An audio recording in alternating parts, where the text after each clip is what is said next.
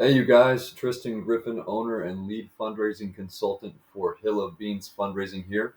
I'm going to walk you through a presentation called How Are We Going to Raise All of This Money? The Emotion of Fundraising. So I'll give you my context before I jump into some of the meat of the presentation. I started my fundraising journey in 2016, 8 years ago, with zero prior experience. And I jumped in with a large nonprofit called Fellowship of Christian Athletes, where immediately I had to fundraise the entirety of my salary, benefits, and costs of doing ministry. And so in my first year, I think that number was somewhere around $75,000. And then every year thereafter, it was six figures plus. And now I run my own nonprofit. And within the last 9 months of running that nonprofit, we have raised north of $320,000. And then throughout my career, I've raised north of $1 million over the last 8 years. And so I say all that to say that my fundraising journey, especially on the front end, was so scary whenever I first started. There was so much fear involved. I felt like I was begging at times. I felt gross and salesy at times. And it was just I worried about how people were going to think about me, that there were all sorts of emotions going on inside of me. And I really believe that emotion and the underlying emotions that are going on inside the fundraiser is the number one thing that derails people in fundraising. It's the number one issue that I see that pushes people out of fundraising, and that's the inability to carry the weight up and or process in a healthy manner the emotions that arise in the midst of fundraising. If we're being completely honest, right, fundraising strategy is simple. It's not rocket science. If you connect, share, and ask on a mass scale, you're gonna be okay financially, or you're gonna put yourself at least in a really good spot to be okay financially. But the challenge is identifying the underlying emotions and talking about them in a safe space and working through them and overcoming those sort of internal emotional roadblocks that will keep you from connecting, sharing, and asking on a mass scale, right? That, in my opinion, is so often overlooked, yet it is so often the reason that people stop fundraising or don't fundraise well. So where to start in trying to figure out and identify the emotions that are going on within your fundraising journey, right? I think first you have to start with courageous honesty and transparency. You have to honor yourself and those around you enough to be honest with them. And here's the deal: everything doesn't have to be hunky dory. It doesn't have to be perfect. Everything in your world, you don't have to be the person with the smile on your face every day. You don't have to be the person that's just excited to see everybody all the time, right? That's just not reality. Rarely is everything going really, really well, especially in the midst of chasing a mission, or in the early days of a nonprofit, or in the early days of fundraising, whatever it might be, right? There's a lot of challenges that exist, and it's really important to be open and honest and share those things with a trusted group of people. And so, anyways, as we start with courageous honesty, we want to first be honest with ourselves. And I've found that so many fundraisers are running so fast, and they're trying to accomplish their mission, they're trying to bring funds in, that they rarely slow down and take the time to answer the question and to self evaluate by asking, how am I feeling about all aspects of fundraising? Is my load light? Am I carrying a heavy load? Am I having fun, or am I fraught with frustration, stress, and anxiety? Am I encouraged, or am I discouraged, right? And if my load is not light, if I'm not having fun and I'm not encouraged, why not? What's going on here, right? What is keeping me from engaging in this in a way that is light, fun, and encouraged? And then on top of that, as you're being honest with yourself, it's really, really important that I would recommend that every fundraiser finds three people that they can share the good, the bad, and the ugly with on a consistent basis, right? And if you're trying to find those people, you want to find people that are rooting for you. You want to find people that believe in your mission. You want to find good listeners, right? They're not trying to fix everything. They're not trying to solve all your problems. They're not trying to provide a solution for everything. That can be discouraging at times. And with that in mind, you want to find people that are encouraging, right? You want to find people who aren't party poopers, aren't Debbie Downers, right? That aren't just going to say, oh, yeah, maybe you should give up and you should quit and you shouldn't do that or shouldn't do this. You want encouraging people. You want them to be positive, not people who have a problem for every solution, right? Not people who constantly see obstacles, but people who can see the end goal and see a way to get through obstacles. And then you want people who are truthful. At the end of the day, you don't want yes men all around you. You want people who are willing to speak up if they disagree, right? If you need someone to kick you in the rear, you need someone to say, hey, you got to stop doing this or stop doing that or start doing this. You got to have those people in your corner. You need people who are generous. They understand what it means to give financially to other people or other organizations. And you need people who are kind, right? And I would recommend setting up a recurring meeting with these people. If you don't have a great conversation starter, I would recommend buying the book I wrote called Hill of Beans, a Fable for Kingdom Fundraisers.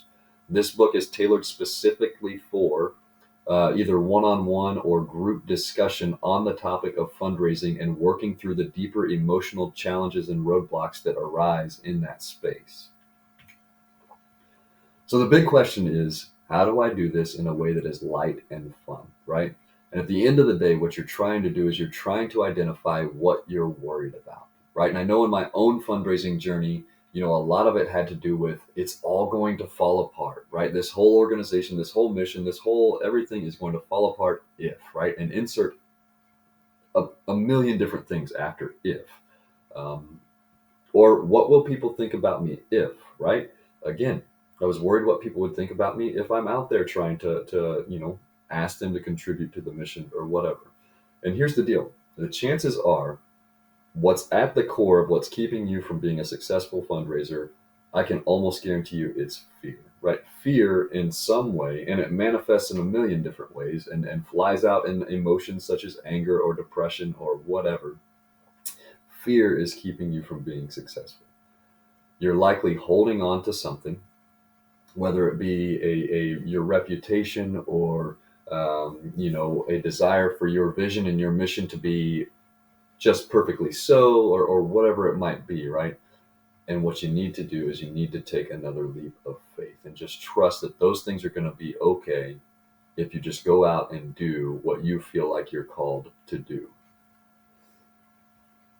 And with that in mind, the goal is not to raise your entire budget. Don't get me wrong. You should set that goal, whatever that goal might be. But the goal is never to raise your entire budget. It's to take the next right step, whatever that might be, right? Every single moment of every single day, your goal is to take the next right step. And that's where a group of advisors, a team of 3 people or more, can come in and really help you figure out what is that next right step, right? Because it's one thing for you to think it in your head, but it's another thing for you to say it to another person to say, hey, here's what I'm thinking here. What do you think? And then you do that 3 or 4 more times, and you ultimately become crystal clear on what that next right step is. And at the end of the day, what you got to do then is say, okay, I know the next right step. I have this level of fear inside of me that's keeping me from it. I'm going to ignore that fear and take that step. And so the keys to making this fun, right? The keys to making your fundraising journey fun are honesty and transparency, right? With yourself, with your advisors, with potential donors. It doesn't all have to be hunky-dory with donors either. You can let them know what's going on within the organization. If it's like, hey, we got to raise $25,000 within the next 3 months, or we got to close the doors, that's okay. Share it. That is absolutely okay to share. It's way better than saying, hey, everything's going really, really well. You should get involved with this, whatever it might be, and trying to sell them or trying to twist the truth into something better. Just be truthful. Be honest. That will make you feel a lot better about what you're doing. Community is really important, right? It can be a lonely, lonely road trying to raise a significant amount of funding for a mission. You need to surround yourself with people, once again, with whom you can share the good, the bad, and the ugly, and those who will encourage you and support you as you move forward. Third is facing and overcoming your fears. At the end of the day, like I said, what is likely keeping you from being an incredible fundraiser is some level of fear that's going on inside. You've got to identify it, figure out what's going on there, and overcome it, right? Choose faith instead of fear.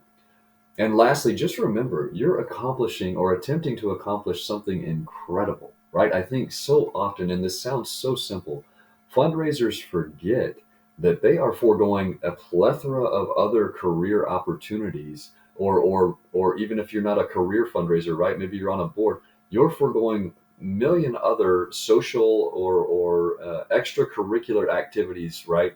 To ultimately provide your time and talent and treasure in the space of fundraising. And that's incredible, right? That's to be applauded. And whatever your mission is, it's likely incredible. I've never ran into a missionary or a church or a nonprofit who, when they shared their mission with me, I thought, "Well, wah wah," right? No, it's always incredible. I'm always like, man, that's so cool. I'm so glad you're trying to do that, right? You've got to keep that in mind. You are trying to accomplish something incredible, and it is so worth you putting in the time and the effort and overcoming fears so that that mission can be accomplished. And there's an important balance here, right? You've got to, as the fundraiser, understand that your mission is incredibly important to you. However, it's not going to be as important to others as it is you. It never will be. You have to learn to hold it lightly. You have to become comfortable with others not being as passionate about it as you are. And you have to learn to just do your part and answer your call without expectations or an over attachment to results, right? You can't expect others to be as lit up and on fire about this as you are. However, if you'll just go about doing your part and answering your call, you will find some people who are very excited about it and want to get behind it. But you can't let those who aren't passionate about it frustrate you or worry you, right? You've got to understand that they have their passions and things they're interested in, and you have yours, and it's okay that they don't share the same passions and interests as you do. And my final encouragement, this is a quote from the book that I wrote called Hill of Beans, A Fable for Kingdom Fundraisers. It says, as someone who has taken the leap of faith and decided to fundraise, you've been elevated, or perhaps lowered, depending upon how you look at it, to a position with much responsibility. God hasn't put you in this position for giggles. He has you here for a reason. Again, the fundraising position and fundraising journey is extremely challenging, but you're here for a reason, right? You stand in the gap between a mission and people who have the resources to accomplish that mission, right? And you're trying to connect the two. And in a world that where money is the great intoxicant, right? It's really challenging to stand in that gap and encourage people to hold their resources with open hands for the greater and common good. But man, it is so worth it. You're here for a reason. And I want to encourage you in that. If you need additional resources, shoot me an email at tristan@hobfundraising.com and or purchase Hill of Beans, A Fable for Kingdom Fundraisers, right? Flip through the book, read it. If you have any questions, let me know. If you need any help in your fundraising journey, please do not hesitate to reach out. I would love to help you. Happy fundraising, friends.